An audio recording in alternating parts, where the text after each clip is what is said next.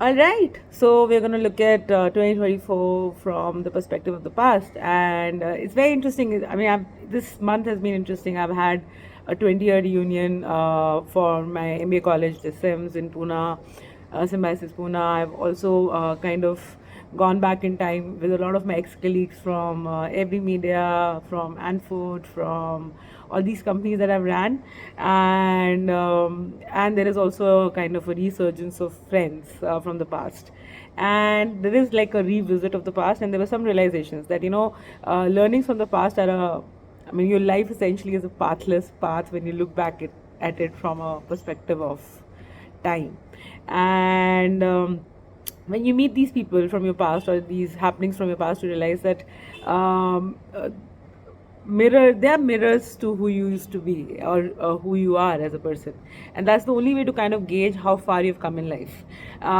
So it is critical to keep going back to the people from your past, or things from your past, or things you've created from your past, because when you look at it from the lens of today, you realize how much you've grown, or maybe even degrown, or where you've kind of stagnated. So I mean, these mirrors are critical. I think it's critical to kind of keep them around. Family, of course, is the number one mirror in more ways than one, but I think to find friends from college, to find work colleagues, to find casual acquaintances, what you realize is you have this extreme version of yourself, good or bad. When you meet these people, they give you this measured version of yourself, and you realize what is the mark you've left in the world. So, for example, I kind of realize that everybody thinks that I'm kind and intelligent. So that's like the general consensus. But in my head, that's not really who I think I am. And just to have these two words associated with you is a great definition of self.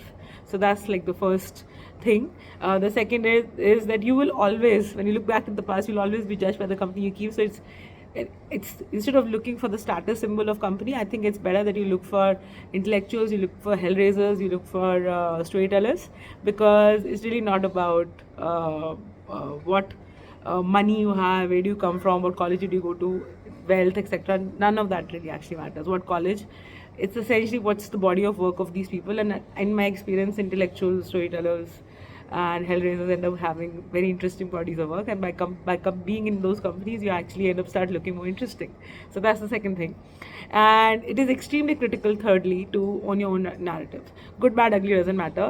What you realize over time is that you have to be authentic to whatever mistakes you have made, basis where you were and who you were, and basis the level of awareness you had.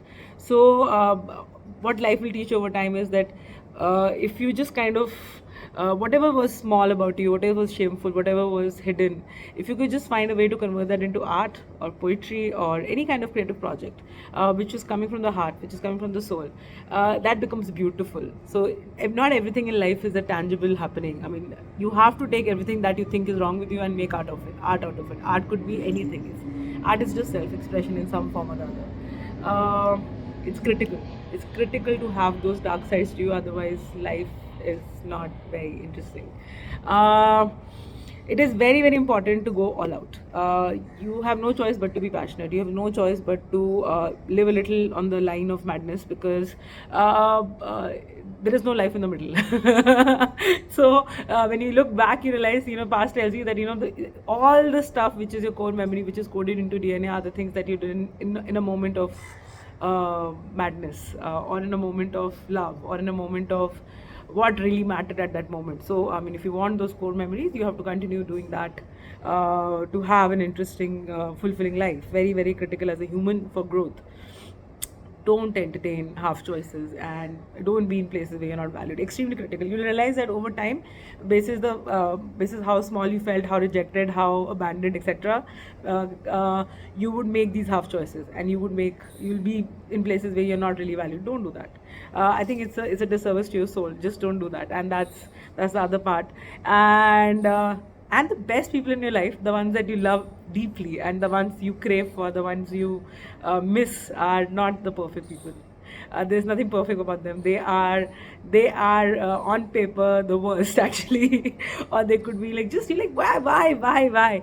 So that don't look for perfect people. You remember, people you love will not be perfect, and any achievement that you've had in life is actually only limited or reciprocated vis-a-vis your level of awareness. You realize that you've just become better at what you do in life because you are more aware. of yourself. So in a world which is telling you be aware of the news and the happenings, just be more aware of yourself, because your achievement will be directly proportional to that. So these are my lessons from the past for 2024. And yeah, there is a human in these lessons, of course. Any achievement, whether it's personal, professional, or otherwise, uh, is a mirror of who we were in our past, right? So that's that. Next will be present.